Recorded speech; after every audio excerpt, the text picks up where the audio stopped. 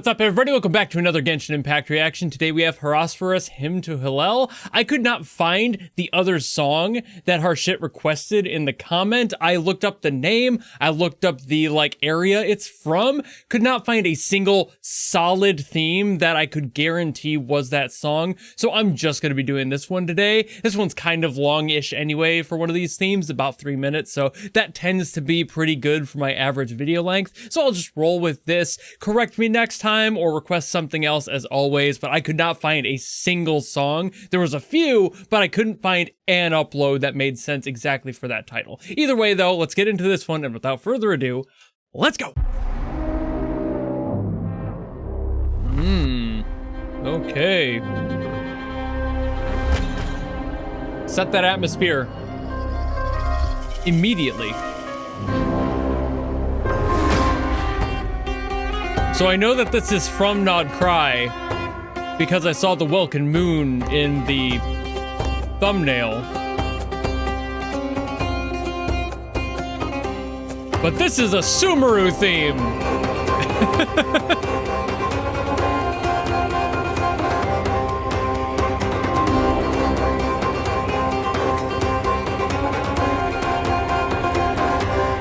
That is so weird.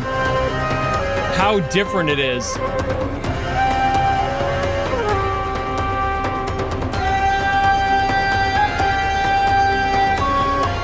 Why is it so identifiably more Sumeru? This is similar to El Dottore.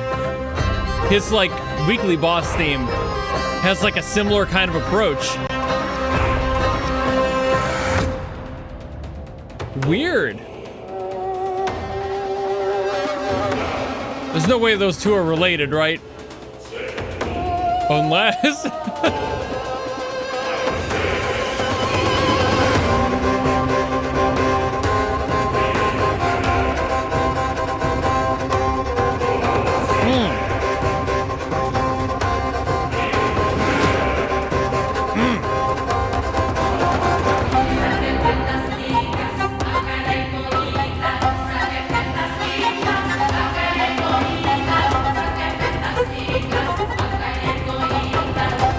Why?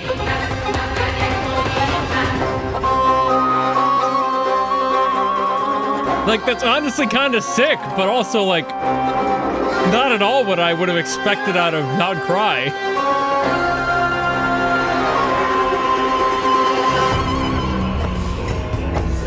What, did they recycle an old theme or something? This is so different.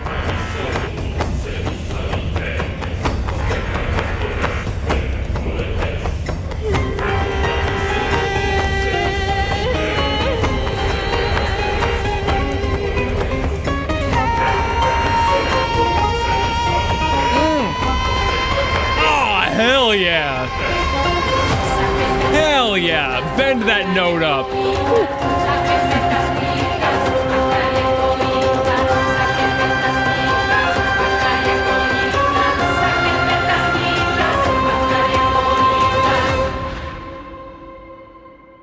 Is that it? That must be it. Damn, that was so different! That was, again, so very Sumeru of them for a theme of a character that's apparently in Nod Cry. Why the tonal shift for this character? What? There's gotta be a reason, right? I hope there's a reason. If not, weird choice.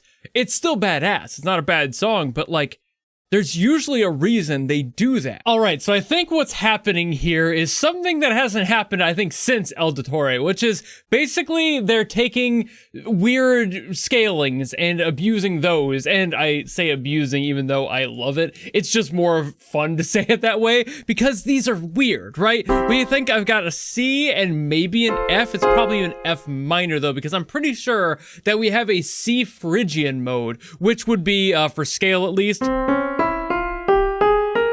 And as you can tell by that, if you haven't heard me talk about the Phrygian mode ever before, it sounds vaguely Middle Eastern. It's something that is super popular there and is exactly why I kind of jump to that when I hear it and why a lot of people do, because it's just what's played a lot of the times there. It's a scale that's very popular in that area, and there are other locations that use it. It's just not quite as famous. However, for this one, given that I'm pretty sure that was a nickel harpa in there, I'm assuming that this is actually a little bit more like Nordic than I thought it was initially. I'm just, again, not used to hearing Phrygian be used up there, albeit they have and do use it often up there, enough that it's not really a surprise. It was just not my first guess. I went Sumeru because that's heavily Middle Eastern inspired in their music, and it's very like Egyptian and adjacent, a little bit of India in there, you know, it's just a lot of that, but it wasn't quite that, and I couldn't figure out exactly why. I think part of it was the vocals that gave me a hint, and then once the nickel harpa showed up, I'm like, okay, it still sounds a little bit Sumeru, but that's just because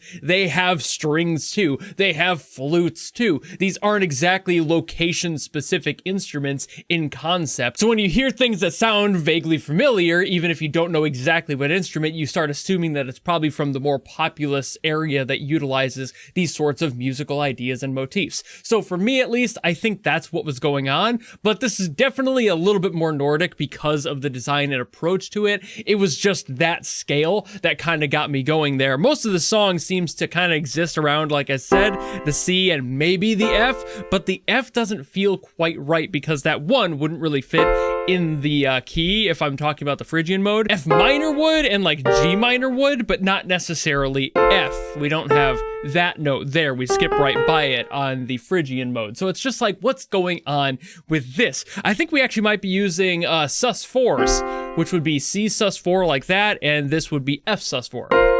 So we have these, and those have a similar sort of dissonance to them that the minors does, especially for the F. It has F minor, and this is F sus4, and you can hear the similarities in those when it comes to the dissonance and how it sounds. So I think when I was hearing that weird dissonance in there, that I was like, well, it can't be just an F. And F sus4 only being a half step up on the middle finger would be a lot more sensible for this key. So I think that's what's going on, because most of this song seems to kind of pocket itself around those two chords. Again, I'm pretty sure we do have something like the G minor in there at least once, but then we have the same issue up here, where we don't have the D in that chord. So what I think might be happening there, instead of using the G minor, is taking that top finger and dropping it down a half step, and now you have G diminished, which would fit within the key. Again, still kind of weird, but it fits more sensibly in with those other ones. So if we have the G diminished, we have the F